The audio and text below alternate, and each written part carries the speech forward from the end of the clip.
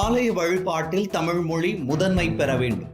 பழனி முத்தமிழ் முருகன் மாநாட்டை காணொளியில் தொடங்கி வைத்த முதலமைச்சர் மு.க.ஸ்டாலின் வேண்டுகோள்.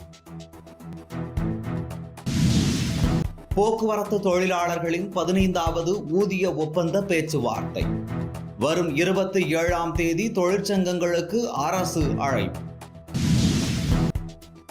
கிருஷ்ணகிரி மாவட்டத்தில் மாணவிகளுக்கு பாலியல் தொல்லை கொடுத்த வழக்கில் கைது செய்யப்பட்ட சிவராமன் மற்றும் அவரது தந்தை உயிரிழந்த சம்பவத்தில் மொட்டை தலைக்கும் முழங்காலுக்கும் முடிச்சு போடுகிறார்கள் என அமைச்சர் ரகுபதி விமர்சனம்.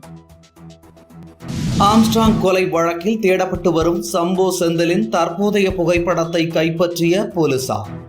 10 ஆண்டுகளுக்கு முன்னர் இருந்த புகைப்படத்தை வைத்து சம்போ செந்திலை போலீசார் தேடி வந்த நிலையில் புதிய புகைப்படம் சிக்கியது.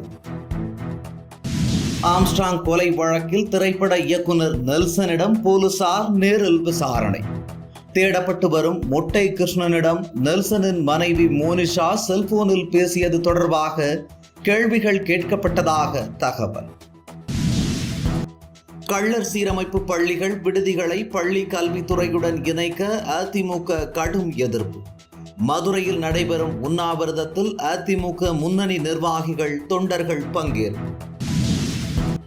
ஹைதராபாத்தில் நடிகர் நாகார்ஜுனாவுக்கு சொந்தமான கன்வென்ஷன் ஹால் கட்டிடம் இடிப்பு. நீர்நிலையை ஆக்கிரமித்து கட்டப்பட்டதாக எழுந்த புகாரில் நடவடிக்கை.